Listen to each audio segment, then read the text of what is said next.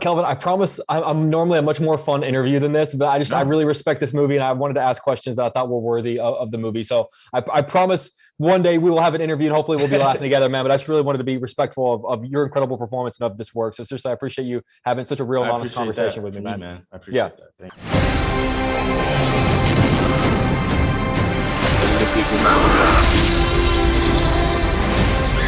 Where we're going, we don't need roads. Kelvin, good to see you again, man. How are you? Good to see you too, man. I'm Uh, good. How are you? Doing so well. Your performance in this is just freaking awe-inspiring, man. And seriously, I just so thank you for it. And also, you deserve an Oscar nomination for Luce because I think that movie is absolutely incredible. So I just want to I appreciate thank that, you for man. that. I'm going to jump into this because I got a lot of questions for you. There's a question that your character asks at the end of the film. What do you see when you look at me? And this movie is a really powerful testament to kind of our perception of people, and it asks us why we see certain people certain ways. Has this movie kind of changed the way you watch the news, or the way you see stories, or the way that you see other people? It's definitely changed how I take care of myself and I protect myself. I think I was never. I think the thing about Steve, and I think about most people of color, we have to kind of come in because we're always on the other side of things, and try to find everyone else's humanity, whether it's in films, music, experiences, how they teach history in schools.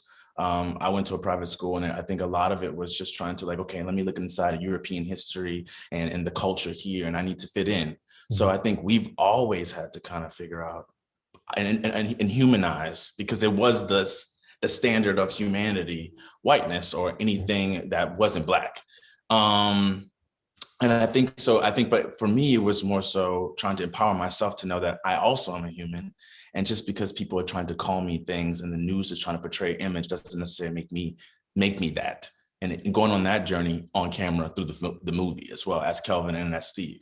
It's funny. Speaking about that journey, what I loved about your performance as an actor is you sort of have three different acting experiences to go through. You have sort of your normal life before everything happens, your jail time, and then the trial. I was curious, when the movie was over, did one of those stick with you more so than the other two? Was there one that was a little bit more profound than the other two? I think it was the prison stuff and then coming home. Those two, well, that's, well, but you know what I mean? Yeah.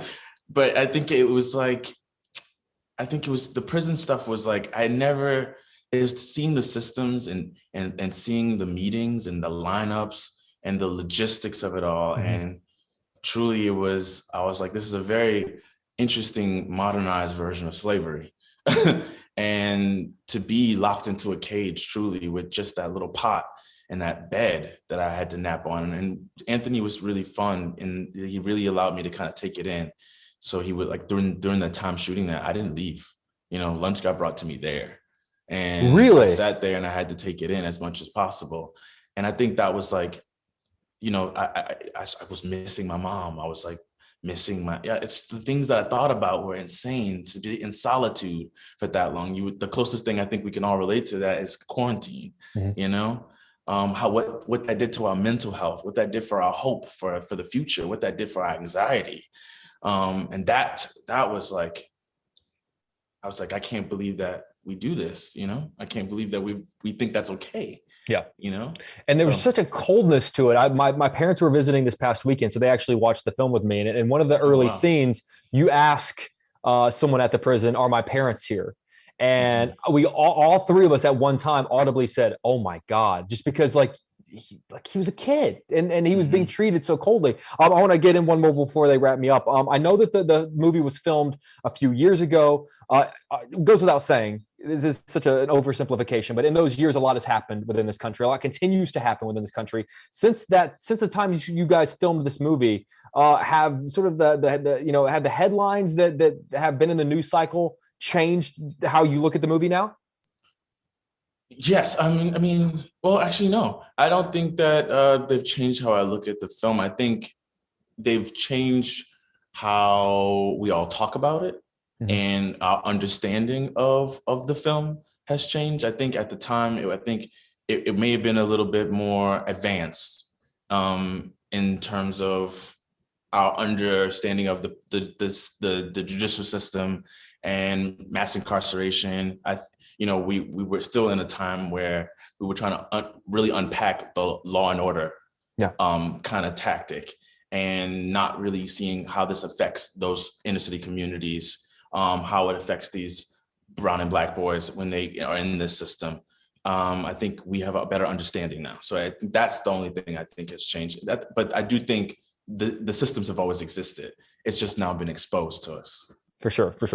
Kelvin, I promise I'm normally a much more fun interview than this, but I really respect this movie, and I wanted to ask questions that I thought were worthy of the movie. So I promise one day we will have an interview, and hopefully we'll be laughing together, man. But I just really wanted to be respectful of your incredible performance and of this work. So seriously, I appreciate you having such a real and honest conversation with me, man. I appreciate that. Hey, man, seriously, it was a pleasure. Hopefully next time I see you is in person. Yes, man. All right, take care. All right, bye-bye. Ms. Hudson, Mr. Wright, good to see you both again. How are you? Good, and you? Doing so well. I was going to show you, this was our first junket together. It popped up on my Facebook memory the other day. I think I was 20 years old. And so it's good to see you again. Wow. You as well. Honestly, the movie is absolutely incredible. Your performances are amazing. I actually had the pleasure of, my parents were visiting Chicago over the weekend. And so I had the chance to watch the movie with them. Obviously, we're all so moved by it. And we talked about it afterwards. And they actually told me that the film hit them particularly hard because they could not imagine watching their child go through that. They said that being a parent kind of made the movie different for them. Since both of you are parents, I'm curious, how did that affect your experience making this movie? Wow. Ooh, oh my goodness. For me, I love that you watched it with your parents. I did. Because it's so many different perspectives in it to look from. Like, unfortunately for myself, I am a Black woman with a Black son. So I have to relate in some way, even though it hasn't happened to me. But when I see it happen to others, you can't help but to feel that or feel connected. And so putting it in the character, and then having a son helped me be able to connect to the character as well, and in the scenes, and to make them that much more real, I agree with your parents. They're obviously very wise and insightful people. They would agree.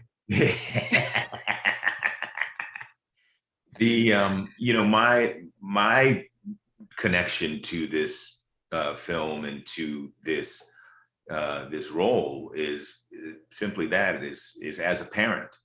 I don't know if I would have genuinely understood this role, at its core, if I were not a parent, if I were not the parent of a son, a teenage son growing up in New York City, as well as a teenage daughter. But that gave me all the information that was required to understand this story, and also. That was all the information I needed to kind of conjure this nightmare. So it's a story very close to home. Yes, for me personally, and I think for many parents, in some ways it is the camera lens is the parent's eyes. Everything about it's just so that in your performances, just whenever you were sitting behind him in the courtroom scenes, even when you weren't saying anything, it was unbelievable. Jennifer, I wanted to, so obviously we love you here in Chicago, and I'm sort of curious, whenever you're on set, when you're on stage, when you're accepting an Oscar, whatever it is you're doing in your career, in what way, or do you feel like in a way that the city is still with you? Do you bring aspects of this city with you whenever you're still working? Oh, definitely. That is why I still live in Chicago. I feel like it allows my feet to touch the ground. I always have to argue people down. You live in LA? No, I live in Chicago. Yes, I do. But I like the realness and the rawness of Chicago, and it keeps me sane and it keeps me normal, I like to think. So there's no place like home, and it is a huge influence in my career. And I have to ask, why have we never hung out? I don't know. When we gonna hang out? I'm here. I'm in street. We can hang out anytime. There's a Chipotle around the corner. It's on me. We're gonna have to go somewhere else other than here, though. But okay. Okay.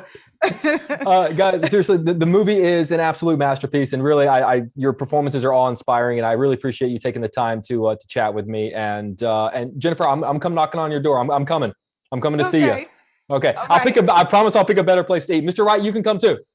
Hey, I'm always up for a trip to Chicago. Great town. He Love still that. owes me a song. I'm waiting for my song. So Really? When I get to Chicago, and we're gonna get up there, we go out and we go to Buddy Guy's place. Yes, Yes, yes, There that's the you spot. It's go. right down the road. It's right there. Blow some blues for you. there we I go. like this. All I right. like I this. like All right. Well, it's in. I'm going to hold you guys to it. Seriously, congratulations, guys. I hope the next time we're all together is in person. Thank right. you.